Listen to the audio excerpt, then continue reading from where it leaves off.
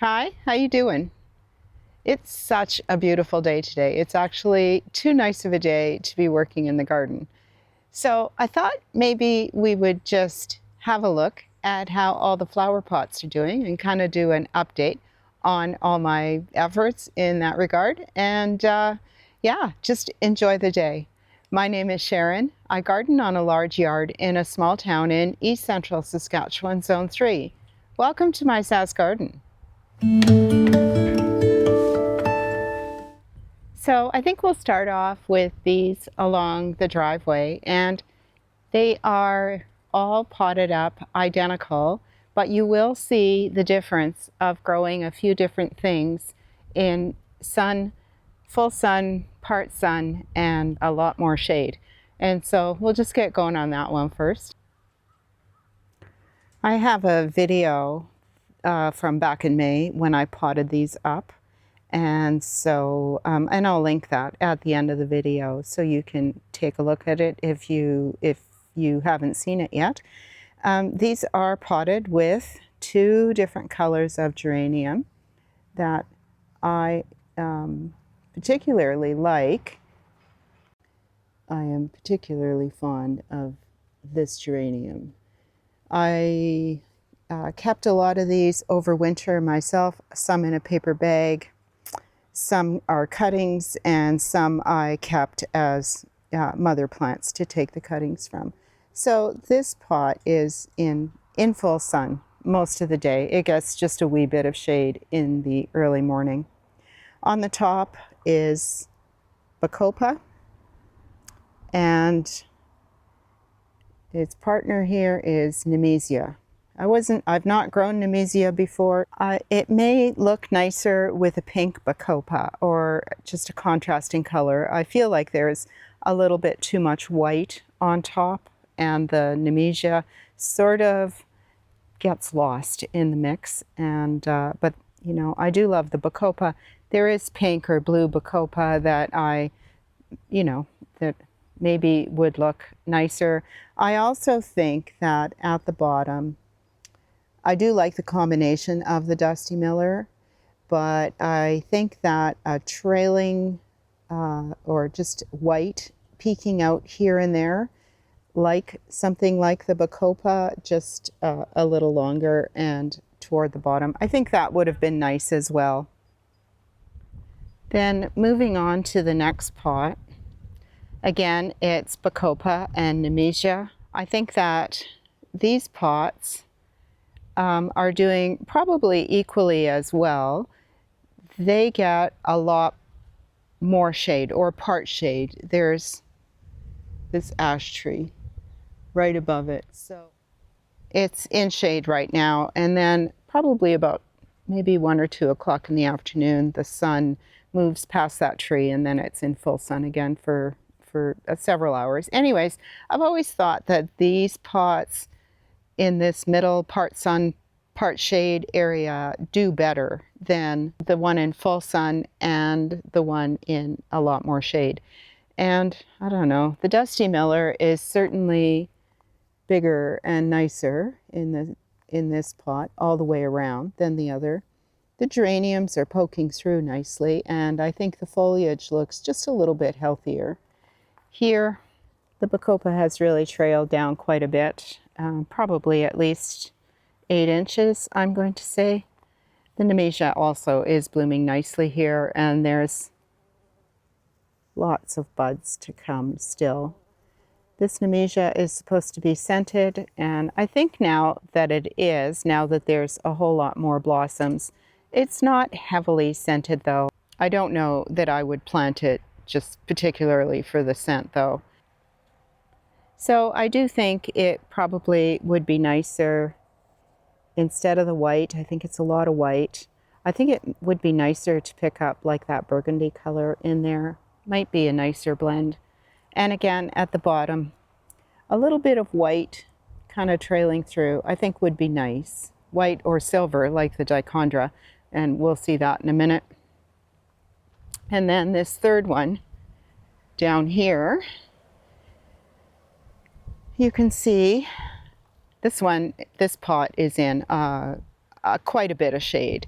And so you can see the Nemesia is really not performing as much. It doesn't have as many flowers. Nice foliage, but not as many flowers. The Bacopa, however, I think is a good candidate for a little bit, for a shadier spot. It still is putting out a lot of flowers, and I can't say that it's, suffering from the shade.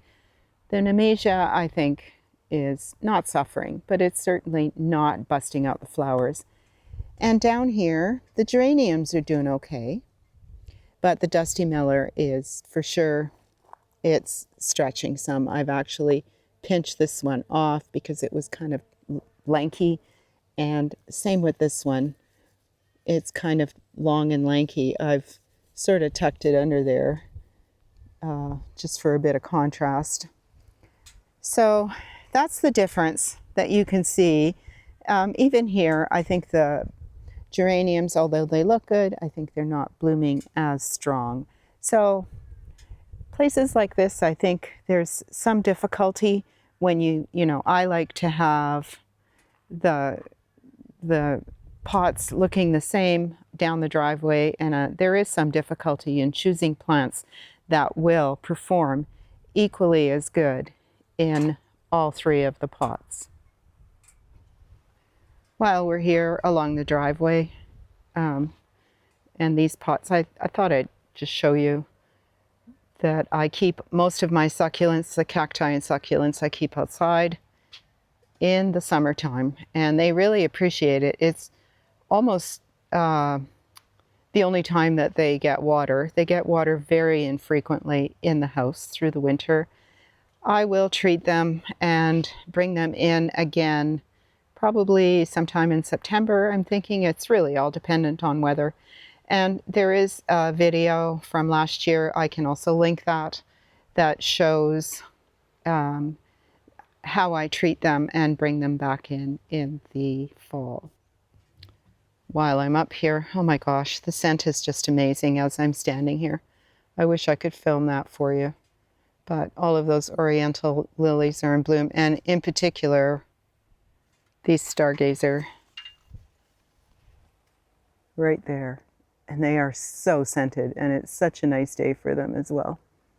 It must be a bit of an east or southeast breeze, because as I'm standing here, these are on the east side of me. And they're just, the scent just keeps coming. We'll move on to the driveway or the garage pots. The 3 pots in front of the garage, so I call them the garage pots. In here I have 2 colors of geranium, the same color of geranium as what is along the driveway. 2 types of Dusty Miller, and the long trailing stuff is dichondra. This cut leaf Dusty Miller is silver lace, is that what it's called?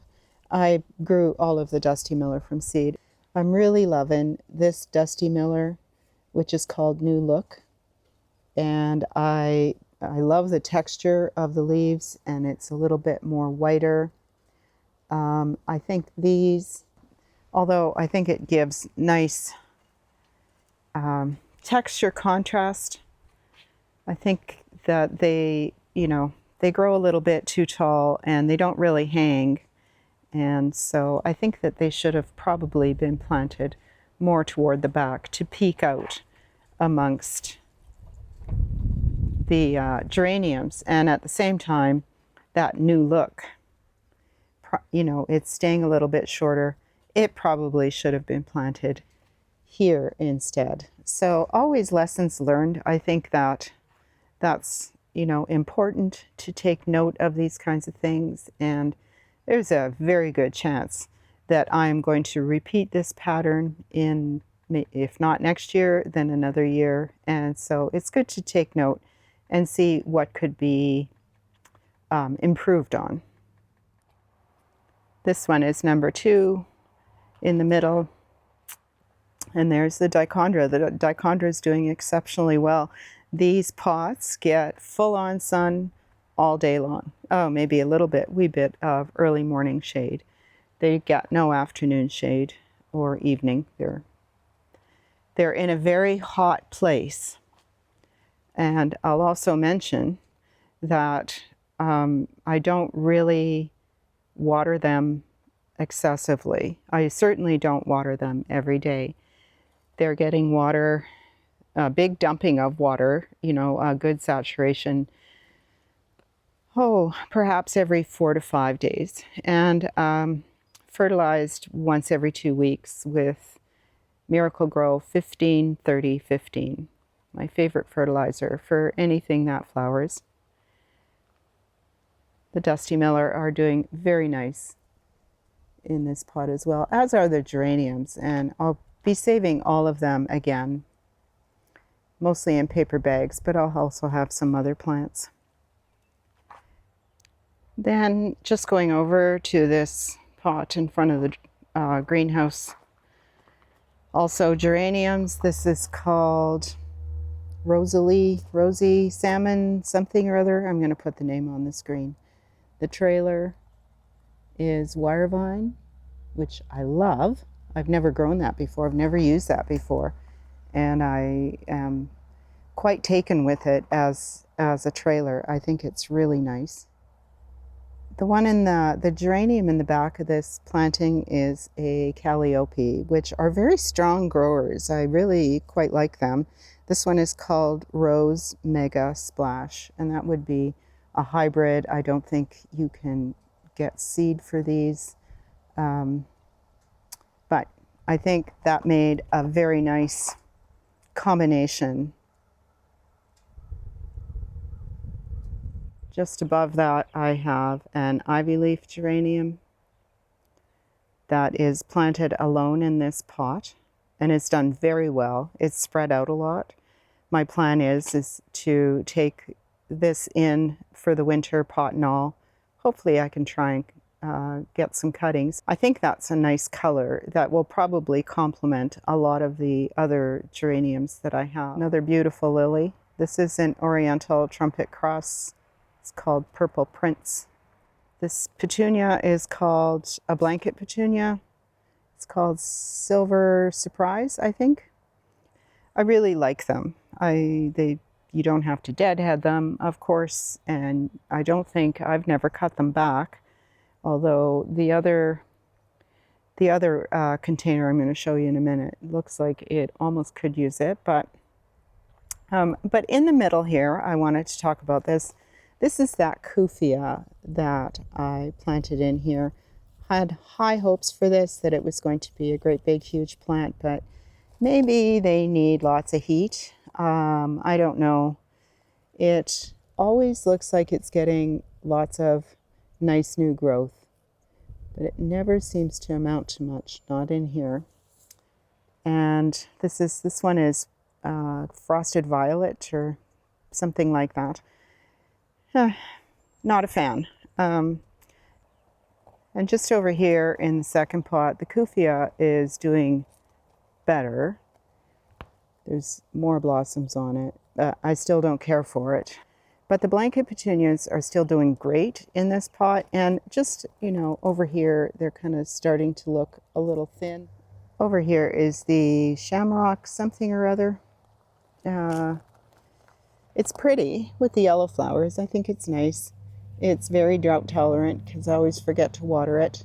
It seems to root along the ground. It does look nice, I think, in that pot. That's sort of hidden by all the Rosy Vale Baby's Breath. That's doing a great job this year. But we're talking about pots. So we'll go on into the gravel garden. Give you just a little shot of how it's looking with some plants. They, of course, haven't put on a whole lot of growth. So yeah, we planted some perennials in here, drought tolerant for the most part. So anyways, here we have, the bench has been moved here. And I put these pots here. They are more geraniums, and they're planted up with Calibrachoa. I love Calibrachoa, and they are a great, great plant to put with the geranium because they need the same they have the same watering needs. They like to dry down in between the waterings, just like geraniums do. And so I mentioned before that I think I like Calibrachoa better than petunias, and I'm sticking by that. They just bloom their little heads off, and they need no deadheading whatsoever. They just keep on busting out the blooms. In the gravel garden over here, the Millennium Allium are blooming. This is a Night Embers Tall Sedum. I think the bloom color might be a little more reddish. And there's another Millennium Allium over there. They're going to be flanked in the front by several Pink Dawn Salvia. We'll take a quick stop, I think, in the greenhouse and just take a quick look at the peppers. They're potted plants as well. And they're doing amazing, really.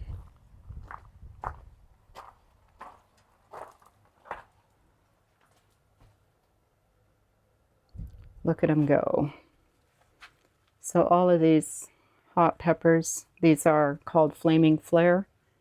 They're an Anaheim type of pepper. So they're hot, but not, burn your eyes out hot.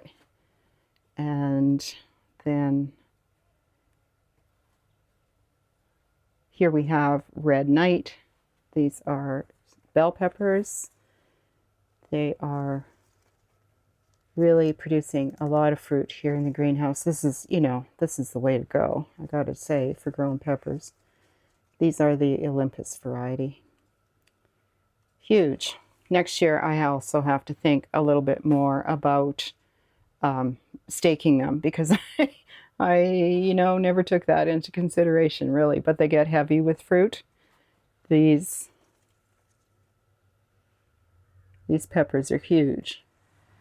Just up here, on the deck, there's more geraniums, and they are planted with more Calibrachoa, different kind, and the New Look Dusty Miller. I like this combination. I love that Calibrachoa. I think it's beautiful and such a nice contrast with everything else that I've got in there. So more New Look Dusty Miller and more geraniums. And I think they, again, the Dusty Miller should have been planted in the center of the pot, just because they grow taller, and I think they're nicer just peeking out instead of sort of hanging out over the edge like that. Then over on this side, the top pot, the big pot, is planted the same as the other one. And both of these big pots on the deck get equal amounts of some sun, some shade. And just from a tree that's over top of them. And again, I have some potted up singly that both of these, I guess, I plan to use as mother plants. And when I say mother plants, that means I'm going to grow them inside the house during the winter, under grow lights in the basement, and then take cuttings from them at some point in the year, in the late winter, early spring. On this side of the deck, I'm growing the ferns, and they're doing okay. My plan before winter is to split them, and I think that they are, totally pot bound in there. Probably were in the spring as well, but I'm going to split them, and I think they're going to do much better. And I'll just mention as well that these are not Boston ferns. They're called macho ferns. They have a stronger growth, bigger leaf, bigger frond, and they're pretty aggressive. And as well, I wintered these in the house last winter. I bought these last year, wintered them through the winter, and now they're out here. The Queen of the Prairie is finally blooming. Took 3 years to get here. Hey, thanks very much for hanging out with me today. I hope you enjoyed the video. If you did, give me a thumbs up. And while you're down there, hit that share button. Thanks a lot. See you.